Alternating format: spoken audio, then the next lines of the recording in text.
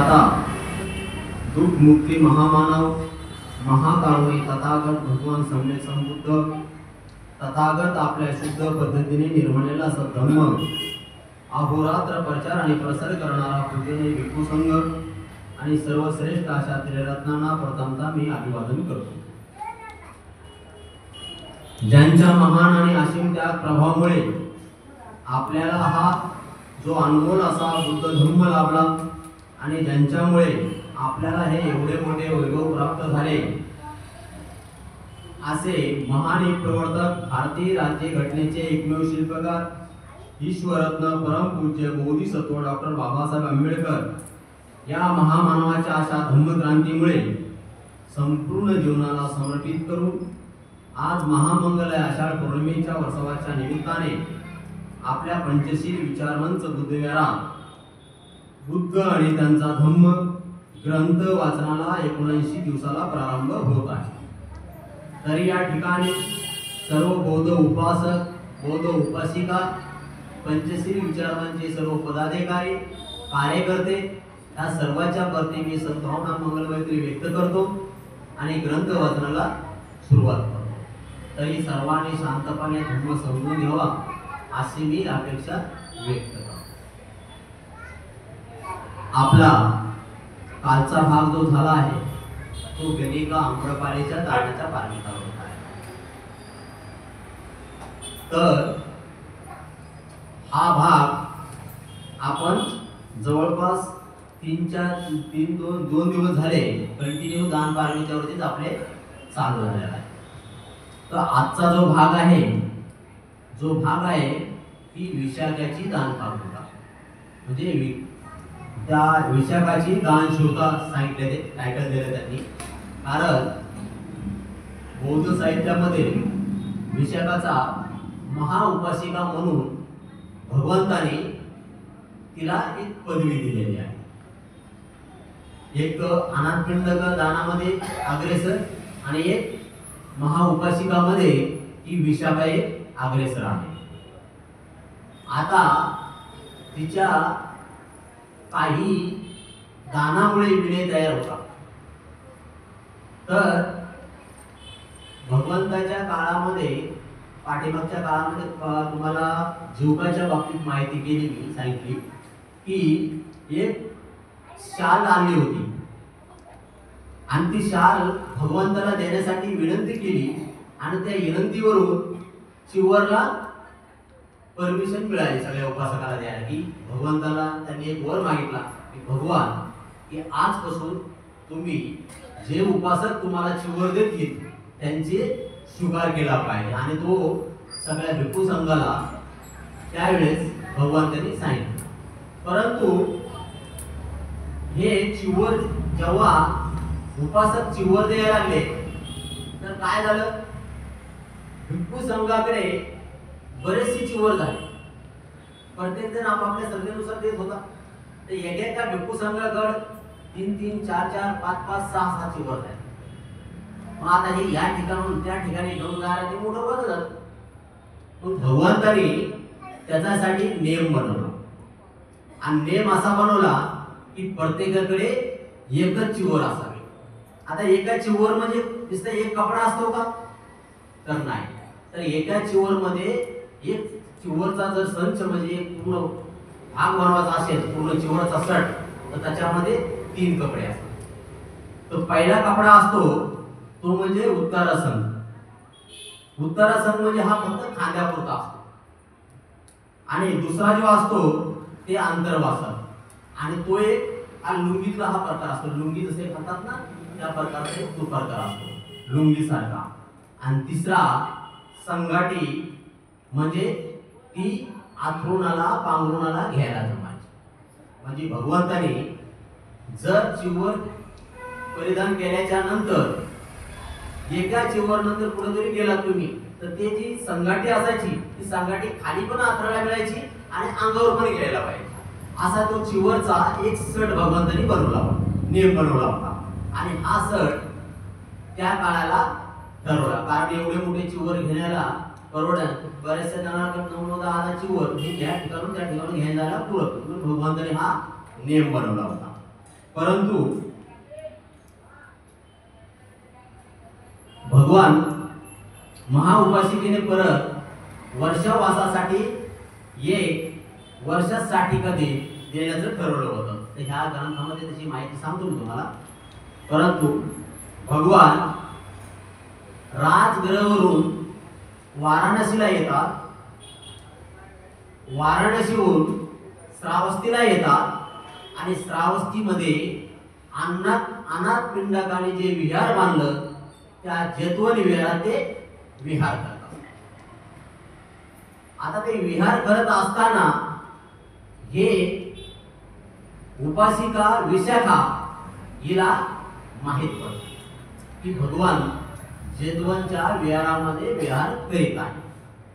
तर या विहारात करीत असल्यामुळे ती उपासिका भगवंताकडे जाते, भगवंताकडे जाऊन अभिवादन करते आणि अभिवादन केल्यानंतर भगवान तिला एक छोटासा उपदेश करतात आणि ते उपदेश करून ती त्या उपदेश ऐकून ती प्रसन्न होते आणि प्रसन्न झाल्याच्या नंतर ती भगवंताला एक विनंती करते की भगवान उद्याचं जे जेवण आहे तुम्हाला ते माझ्याकडे आहे असं ती निमंत्रण देते. भगवान स्मित हास्य करतात आणि तिला होकार देतात.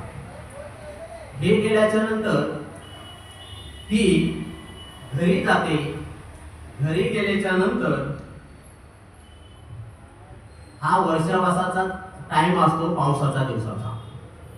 तर भगवंत भिक्खू संघाला बोलून घेतात आणि सांगतात की भिक्खूंनो, हा वर्षावासाचा शेवटचा पाऊस आहे, भाद्रपद महिन्याचा हा शेवटचा पडतीचा पाऊस आहे. तो त्या पावसाने तुम्ही स्नान केलं पाहिजे. तर काय होतं, हे भिक्खू संघ पाऊस असल्यामुळे आपले सर्व कपडे काढतात, अंतर्वास पण काढतात आणि ते पाऊसामध्ये उभे राहून पाऊस घेत असतात आणि सर्व कपडे काढल्यामुळे म्हणजे निवस्त्र झाल्यामुळे ते असे आपला आंघोळ करतात. त्याच्यानंतर उपासिका आपल्या जेवणाची तयारी करते, भगवंतासाठी मंडप टाकते, फुलाने सजवते आणि ती आपल्या सेविकाला सांगते की सेविका, आज तू काय कर, जेतवन विहारात जा आणि तिथे भिक्खू संघाला सांग की जेवण तयार आहे. तेव्हा ती उपासिका जेतवन विहारात जाते. तर त्यावेळेस भिक्खू संघ हा सगळा स्नान करत असताना तिला दिसतो आणि हा स्नान करत असताना ती निवस्त्र ती एक भिक्खू संघ स्नान करतात. त्यावेळेस तिला असं वाटतं की हे भिक्खू संघ नाही तर हे कोणीतरी नग्न साधू आहे आणि ह्या साधू असल्यामुळे ते काय करतात, ती सेविका परत आपल्या विशाखाकडे जाते आणि तिला म्हणते, राणी साहेब, मी जेतवन विहारात गेले होते, परंतु त्या विहारामध्ये तिथे भिक्खू नाही, तिथे तर कुठेतरी एक नग्न साधू आहे असं ती त्यांना सांगते. त्यावेळेस विशाखाला कळून जातं की विद्वान असते आणि विशाखाला समजतं, अरे या सेविकेचा काहीतरी गैरसमज झाला आहे. परत ती तिला पाठवते.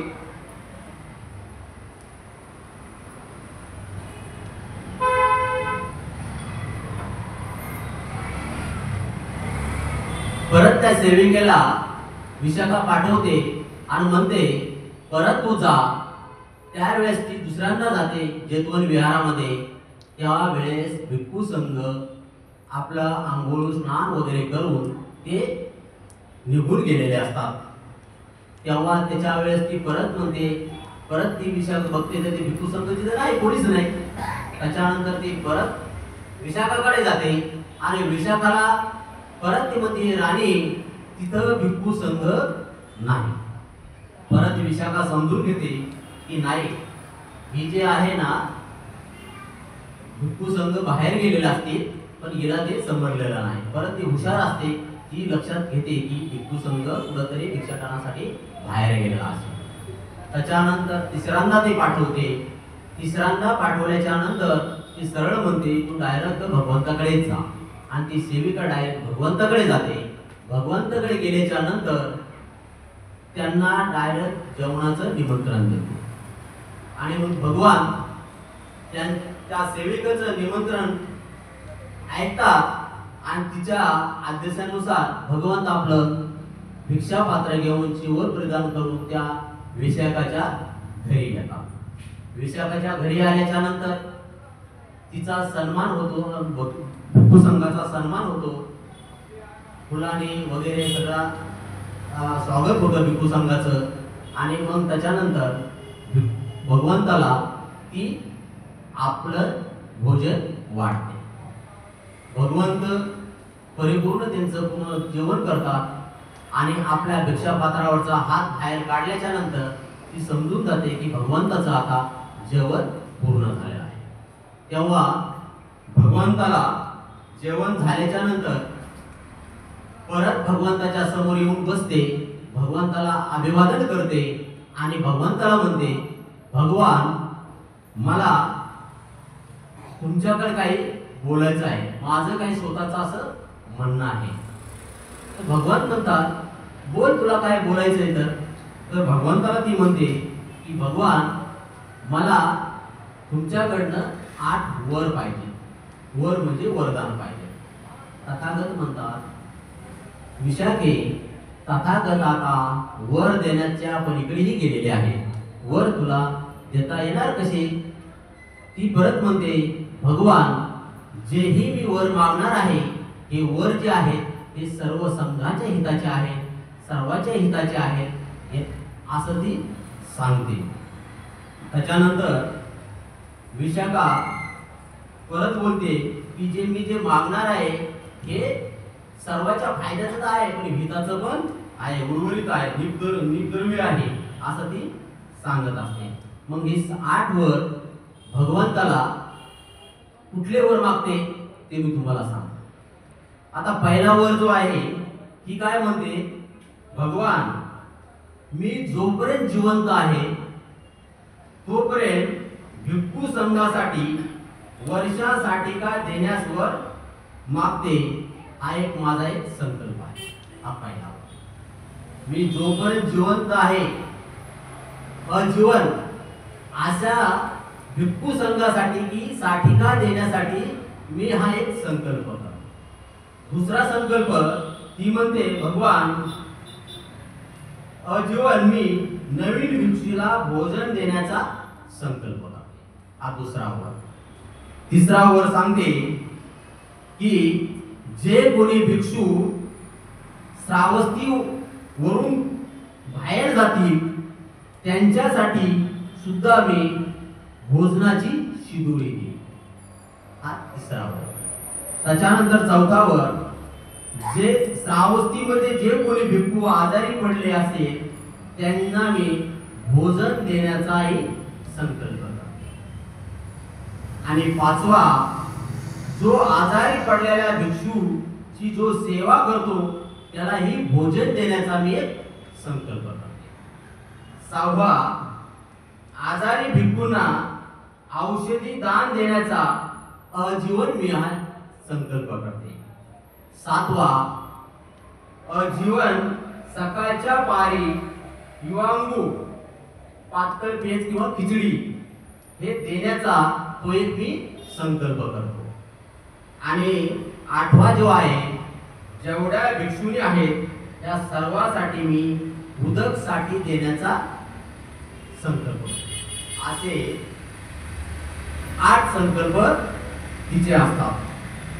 तर हे 8 संकल्प सांगितल्यानंतर भगवान ती विशाखाला म्हणतात हे 8 तुझे संकल्प ठीक चांगले आहेत, परंतु हे 8 संकल्प देण्यामागे तुझा हेतू काय.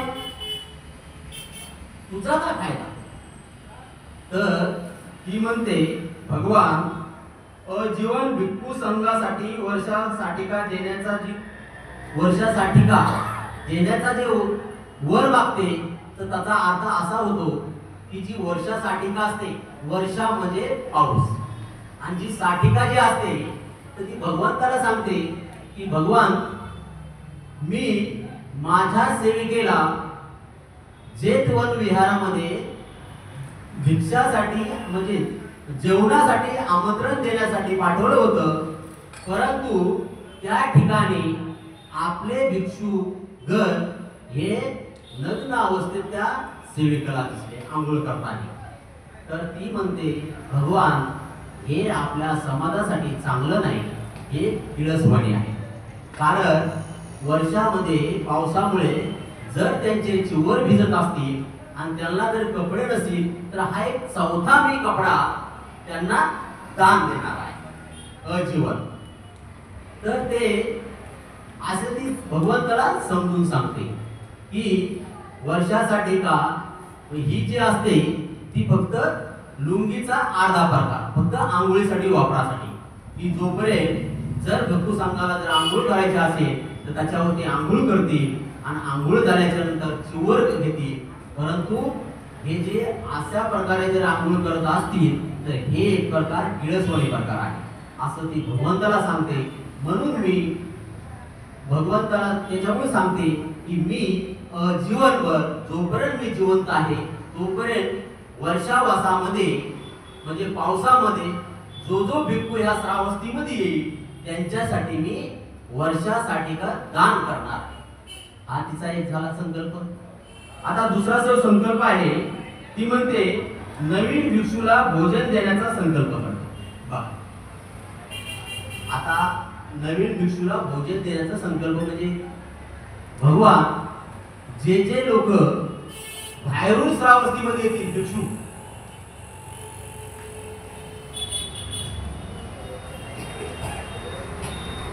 ते बाहेरून श्रावस्तीमध्ये भिक्षू येतील त्यावेळेस त्यांना इथले लोकांचे घर माहीत नसतील आणि कोण लोक श्रद्धावान आहेत कोण नाही, ती कोणापुढे भिक्षा मागणार आहे. मग त्यावेळेस भगवान त्याला सांगते की जोपर्यंत नवीन आलेले असतील, त्यांना रात्र झालेली असेल समजा, परंतु त्यांना माहीत नसेल, मग त्याच्यामुळं जे श्रावस्तीला नवीन भिक्षू येतील त्यांना पण मी भोजन देण्याचा संकल्प करते. तिसरा सांगते, जे कोणी भिक्षू श्रावस्तीच्या बाहेर जातील त्यांना सुद्धा भोजनाची शिदोरी देईल. आता काय हो, एखादे भिक्षू जर त्यांचा जाण्याचा जर भाग जर लांब असेल आणि ते समोरच्या गावापर्यंत पोहोचत नसतील तर त्यांना वेळ होऊन जाईल जाता जाता, आणि त्यांचा भिक्खू संघाचा जेवणाचा टाइम कसा एक टाइम असतो, मग त्यांचं ते सीट तुटल्या जाईल. मग भगवंताला ती सांगते की भगवान, की भिक्षू लोकांचं जर ह्या श्रावस्तीतून जर ते बाहेरच्या गावी जात असतील नगरामध्ये, तर त्यांना जर वेळ होत असेल तर दुपारच्या पहारामध्ये त्यांना जेवण नसल्यामुळे त्यांचं सीट तुटल्या जाईल. म्हणून भिक्षू संघाला ती सांगते की माझा तिसरं पण वर आहे, तर मी जर त्या श्रावस्तीपासून जर बाहेर भिक्षू जात असतील तर त्यांच्या बरोबर शिदोरी माझी घेईल. हा एक तिसरा वर मागते, कारण त्यांचं सीन तुटता कामा नाही. चौथं सांगते, श्रावस्तीमध्ये जे कोणी भिक्खू आजारी पडले असतील तर त्यांना भोजन देण्याचा मी एक संकल्प करतो. आता एखादा भिक्षू जर आजारी असेल तर त्याला भिक्षाटनाला जाता येईल का? तर नाही जाता येणार ना. मग तो भिक्षाटनाला न गेल्यामुळे त्याला जर आहार भेटला नाही, भोजन भेटलं नाही, तो त्याचा अंतही होऊ शकतो किंवा त्याचा आजार वाढू शकतो. मग त्याच्यामुळे जे जे भिक्षू जर आजारी पडले असतील तर त्या आजारपणामध्ये मी त्यांच्यासाठी भोजनाची व्यवस्था करेन, हे पण तिचा वर असतो. त्याच्यानंतर जे आजारी पडले असतात आणि त्या आजारी पडणाऱ्या भिक्षूची जे सेवा करतात, एखादा हॉस्पिटलमध्ये जर आपण कोणी आजारी पेशंट असेल आपलं, तर आपण त्याच्याजवळ एक माणूस ठेवतोच. आणि माणूस ठेवल्याच्या नंतर आपण का त्या पेशंटचा डबा घेऊन जातो का? तर नाही. तर आपण त्याच्याबरोबर जो बसला असतो त्याचाही डब्बा घेऊन जातो. म्हणून विशाखा म्हणते की जे आजारी भिक्षू असेल आणि त्याच्यामध्ये जो परिचयक असेल, जो सेवा करत असेल, मी त्यालाही भोजन देण्याचे संकल्प करते. त्याच्यानंतर जे भिक्खू आजारी पडले, त्या आजारी पडलेल्या भिक्खूंना औषध देण्याचाही संकल्प करते. हा पण ती वर मागते. आणि हा पण वर ती म्हणते की जर भिक्षू संघाला जर वेळेवर औषध भेटलं नाही तर ते त्यांचा आजार बळावेल. आजार बळावला तर त्यांचा कधी अंत होऊ शकतो. म्हणून भगवंताला परत ती पण विनंती करते की भगवान, जेव्हा एखादा भिक्षू आजारी पडला असेल त्याला औषध पण मी जीवनभर पुरवेल. आणि हा पण माझा एक वर आहे. त्याच्यानंतर अजीवन सकाळच्या पारी अयंगू हे पेज किंवा खिचडी. अयंगू म्हणजे पातळ पदार्थ असतो जो आजारी लोकांना बनवतो आपण. पेज किंवा पातळ खिचडी ह्या पद्धतीचं असतं. तर ती भगवंताला ते पण म्हणते, जर कोणी सकाळच्या पारी कोणाचंही भोजन लवकर होत नाही, जेवण होत नाही, भिक्षा जाण्यासाठी भिक्षू संघाला वेळ होतो, त्यामुळे तोपर्यंत थांबण्यासाठी किंवा एखादा भिक्षू आजारी आहे आणि त्याला जर वेळेवर मेडिसिन घ्यायचंय तर त्याच्यासाठी मी पातळ खिचडी हे पण दान देण्याचा मी संकल्प करते. त्याच्यानंतर जेवढ्या भिक्षुणी आहेत त्या सर्व भिक्षुणींना उदक साठी देण्याचा एक संकल्प करते. तर भगवंताला सांगते की आपल्या भिक्षू संघामध्ये जेवढ्या भिक्षुणी आहेत त्यांना आपला महिन्याचा जो मासिक धर्म असतो, ते मासिक धर्मामुळे जर आपल्याला जर स्वच्छता पाळायची असेल तर ही स्वच्छता पाळण्यासाठी त्यांना हा पण चौथा कपडा मी दान करेन. आणि ही एवढ्या तिच्या 8 वर भगवंताला सांगत असते. आणि 8ही वर भगवंत म्हणतात की हे 8ही वर तुझे जे नियोजन केलेले आहे ते खूप छान आहे. तथागत म्हणतात, विशाखा, तथागत म्हणून 8 वर मागण्याचा तुझा स्वतःचा काय लाभ आहे? तिचा हेतू तर सांगितलं तिने, पण तुला स्वतः काय लाभ होणार आहे याच्यामुळे? म्हणून ती भगवंताला तिचा काय लाभ आहे तर ती बघा काय सांगते. विशाखा म्हणते, भगवान, वर्षावासासाठी ठिकठिकाणी राहणारे भिक्खू तथागताला भेटण्यासाठी श्रावस्तीला येतील. बरोबर? वर्षावासासाठी जे जेवढे भिक्खू असतील आजूबाजूचे तेवढे तथागताला श्रावस्तीमध्ये भेटण्यासाठी येतील. आणि तथागत आल्यावर ते विचारतील, अमुक अमुक भिक्खू निधन पावला, सांगतील ना. आणि आता त्याला काय गती मिळेल व त्यावर जशी गती असेल त्याप्रमाणे तथागत सांगतील, त्या मार्गफल प्राप्त होईल आणि त्याला निर्वाण प्राप्त झाले आहे की नाही किंवा अनंत प्राप्त झाले असे सांगतील.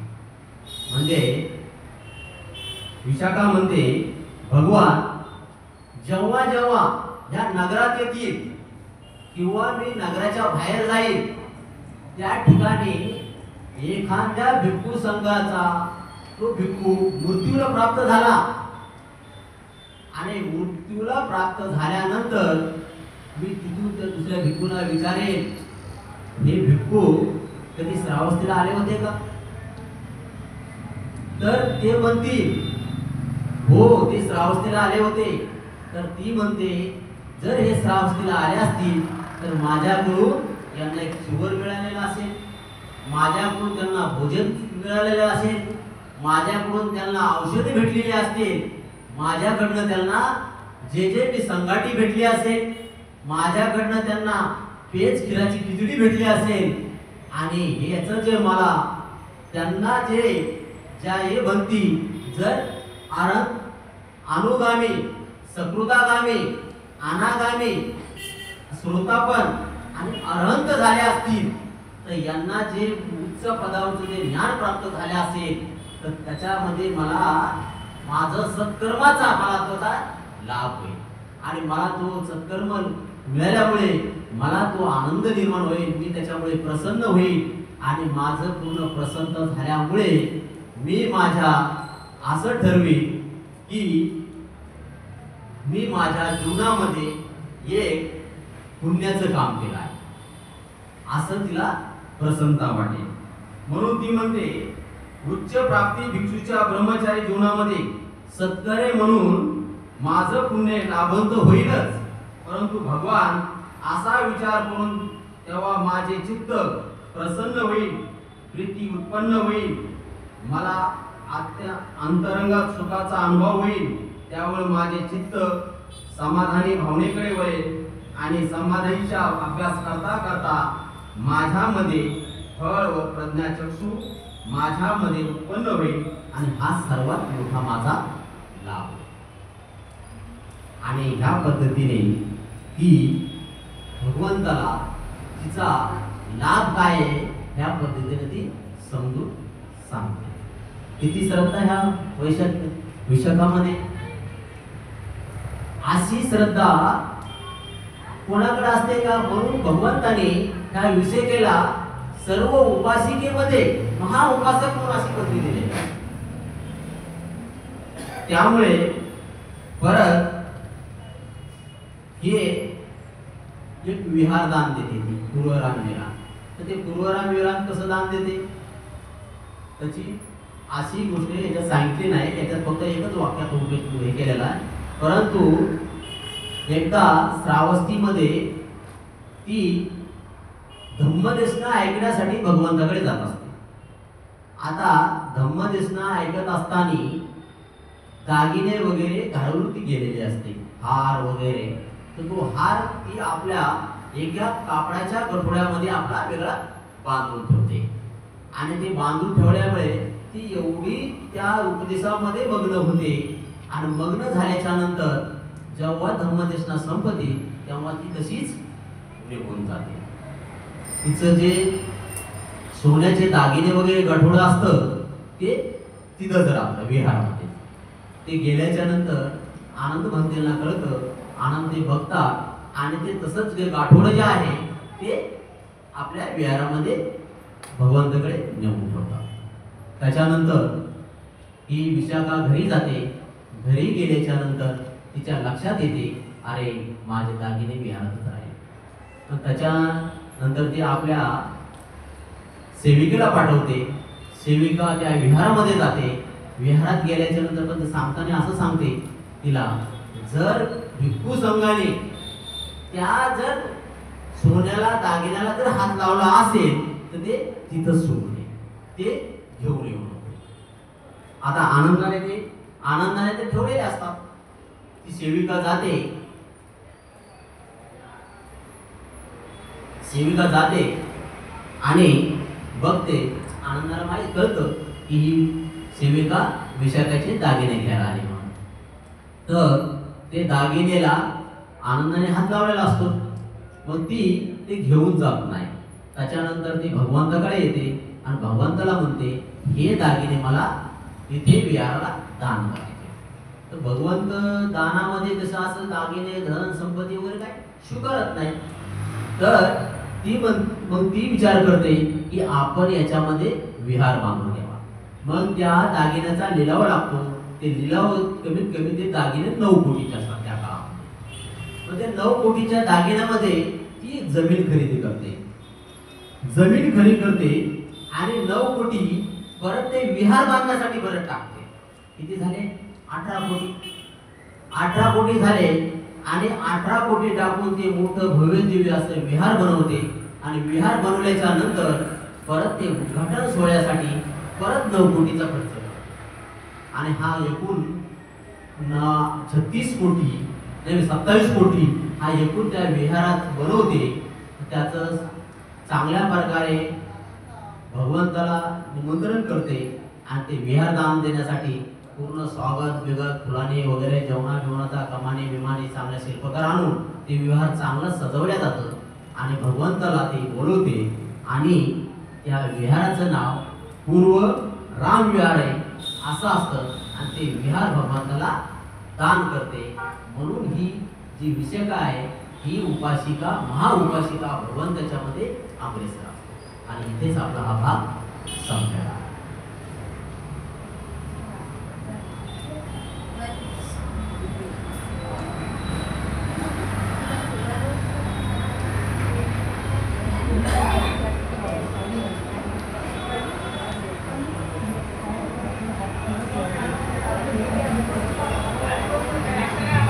धम्मपाल कथा घेऊ. सब पापस करणं कुशल सौप संपदा सचित परियोदपन एतान बुद्धान शासन धम्मचरे सुचरित न सुचरित चरे धम्मचारी सुख सेती अस्मि लोके परमिहच न तावता धम्म धरो येवता बहुभासिती येचो आपामे सुत्वान धम्म कायेन पसस्ती सव्य धम्म धरो होती यो धम्म नप मज्जिती नत्ति मे शरणं नायं बुद्धो मे शरणं वरं एतेन सज्ज वचन होतु मे जय मंगलम. नत्ति मे शरणं नायं धम्मो मे शरणं वरं एतेन सज्ज वचन होतु मे जय मंगलम. नत्ति मे शरणं नायं संघो मे शरणं वरं एतेन सज्ज वचन होतु मे जय मंगलम. साधु साधु साधु. पंचम बुद्धं नमामि धम्मं नमामि संघं नमामि. नमो बुद्धाय. आज आपल्या पंचशील विचार म्हणजे श्रद्धावान